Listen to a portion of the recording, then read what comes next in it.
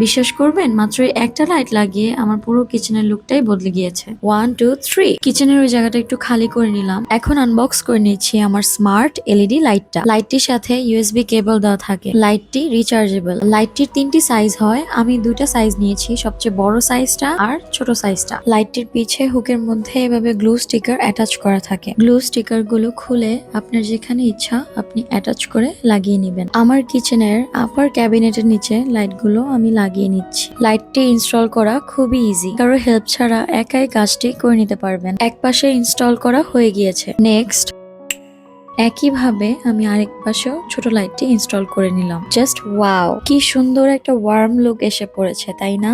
এবার চলুন আমরা পুরো কিচেনের ওভারঅল লুকটা দেখে ফেলি। ছোট্ট একটা পরিবর্তন পুরো অ্যাম্বিয়েন্সটাই চেঞ্জ করে দিয়েছে। আপনার কিচেনে এমন একটা লুক আনতে চাইলে রিলসটা অবশ্যই সেভ করে রাখবেন। আল্লাহ হাফেজ।